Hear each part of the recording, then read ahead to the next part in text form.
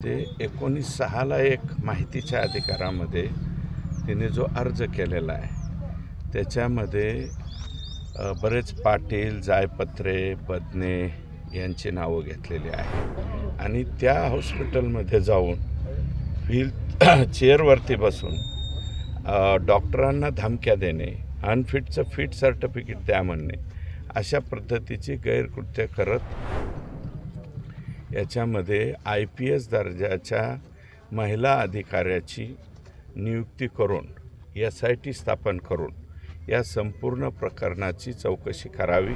संपदा मुंडे यांच्या बाबतीमध्ये जे घडलेलं आहे ते अतिशय दुर्दैवी आणि क्रूर पद्धतीचं त्या ठिकाणी घडलेलं आहे. तिने जे सुसाईड केलेलं आहे ते एका दिवसामध्ये केलेलं नाही.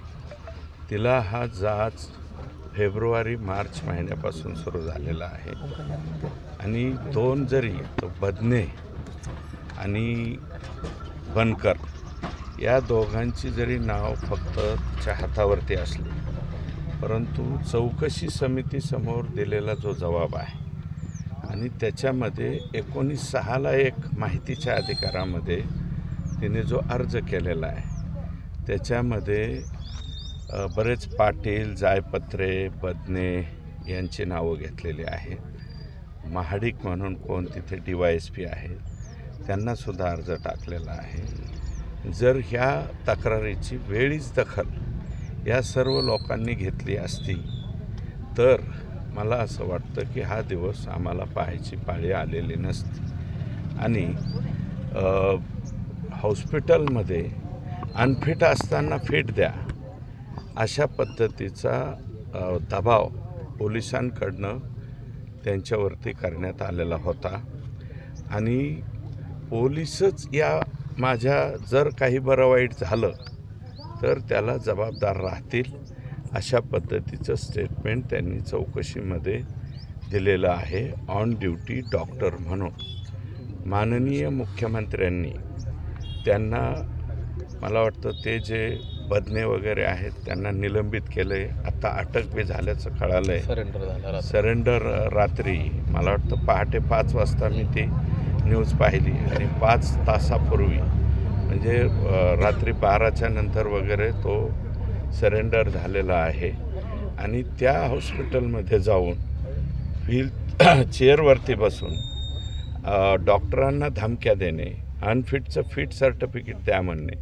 अशा पद्धतीची गैरकृत्य करत तो होता आणि तिथल्या PIला सांगितलेलं आहे, DYSPला सांगितलेलं आहे. कदाचित मला वाटतं तिथल्या SPंकडं सुद्धा डॉक्टर संपदा मुंडेंनी तक्रार केलेली आहे.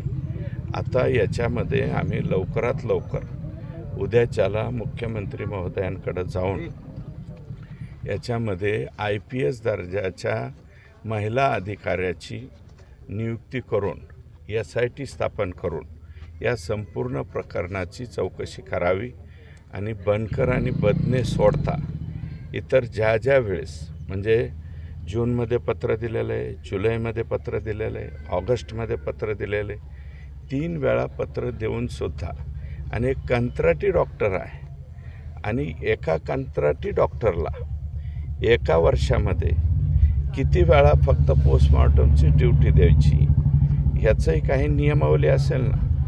बाकीच्या कोणत्याही डॉक्टरला ती ड्युटी दिलेली नाही, फक्त संपदालाच ती ड्युटी सतत का दिली जात होती.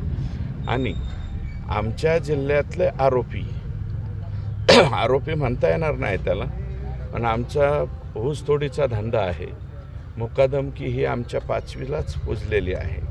आमच्या इकडचा एखादा मुकादम आला आणि त्याचा 200 BP असताना 210 मेन्शन केलेलं आहे, 110 BP असताना त्याला फिट कसं द्यायचं म्हणून आमच्या त्या लेखीने दिलेलं नाही, म्हणूनसुद्धा प्रेशराईज केलेलं आहे. तेव्हा मी विनंती करणार आहे की या प्रकारामध्ये हे बनकर आणि बदने सोडता जे म्हणून ज्यांच्याकडं तक्रार केली, ज्यांनी त्या तक्रारीकडं पूर्णपणे दुर्लक्ष केलेलं आहे, मग तिथले DYSP असतील, ते धुमाळ जे आहेत, तुम्ही पाहिलं का धुमाळ किती निर्विकारपणे बोलत आहेत. त्यांची बाईट पाहिली, मी आज पहाटे पाहिली. ते जसं काय मी त्या गावाचाच नाही अशा पद्धतीने बोलतो. तुम्ही मेडिकल ऑफिसर आहात, तुमच्या मेडिकल ऑफिसरच्या अंडर असलेली मुलगी ती डॉक्टर आहे आणि डॉक्टरचा मृत्यू झालेला आहे. आणि याच्यात सगळ्यात गंभीर बाब ही आहे की आमच्या इथून मुंडे कुटुंबियापैकी त्या मुलीचा चुलत भाऊसुद्धा डॉक्टर आहे, चुलते शिक्षक आहेत. त्यांच्याकडं राहिल्यामुळं ही मुलगी डॉक्टर झालेली आहे.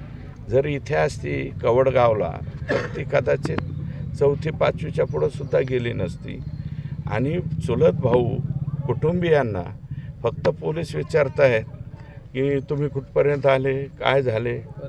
मग हॉटेलच्या खोलीमध्ये जर तिने सुसाईड केलेलं होतं तर ती हँगिंग असताना तिचे जे व्हिडिओ वगैरे काढलेले आहेत किंवा फोटो काढलेले अद्यापही त्यांच्या कुटुंबियांना त्या बाबतीत काही दाखवलं गेलेलं नाही. आणि मग जर सुसाईड झाल्याच्या नंतर कुटुंबियाला कळवल्याच्या नंतर हँगिंग असलेली मुलगी कोणत्या अधिकारामध्ये खाली उतरवली, आम्हाला डायरेक्ट PM रिपोर्टमध्ये म्हणजे PM रूममध्ये नेल्याच्या नंतर तिथं दाखवलं जातं. याच्यामुळं हे सगळं संशयास्पद आहे. आणि जर ती एवढी निर्भीड होती, यंत्रणेशी लढत होती, तर अशी मुलगी मुळात सुसाईडच करेल का, हा सुद्धा याच्यामध्ये मुद्दा उपस्थित होतो. म्हणून या संपूर्ण प्रकाराची निष्पक्ष चौकशी झाली पाहिजे. माननीय मुख्यमंत्री हे संवेदनशील आहेत, आम्हाला माहिती आहे की ते 100% न्याय देतील.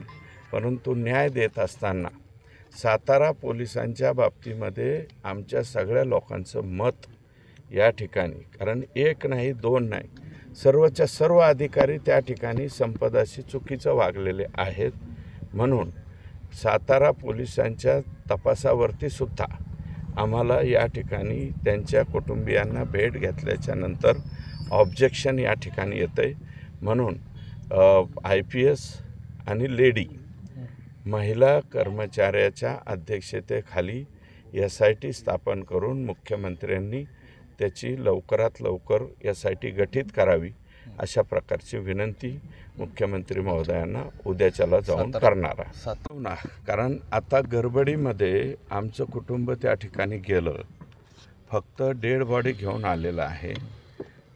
तिथे डॉक्टर उपस्थित नसल्यामुळं तिचं जे आहे ते पोस्टमॉर्टम सातारला त्या ठिकाणी जाऊन केलं आहे. त्याच्यामध्ये खूप वेळ या ठिकाणी मानसिक छळ आमच्या या कुटुंबाचा त्या ठिकाणी झाला, उशीर करण्यात आला. FIR लिहायलासुद्धा 6, 7, 8 घंटे त्या ठिकाणी लावले. म्हणून आमचे इथलं आल्याच्या नंतर लक्षात आलं की कुटुंबियाला अजून काही सप्लिमेंटरी म्हणजे पुरवणी जबाब त्या ठिकाणी द्यायचे आहेत. तर त्या मला वाटतं सातारच्या पोलिसांनी तिकडे बोलू नये, त्याच्याऐवजी पोलिसांनी इकडे येऊन त्यांचे जबाब घ्यावेत. आणि जबाब घेतल्याच्या नंतर मग, परंतु आग्रही मागणी आमची ही आहे की SIT याच्यामध्ये झाली पाहिजे आणि आमच्या मुलीला न्याय त्या ठिकाणी मिळाला पाहिजे.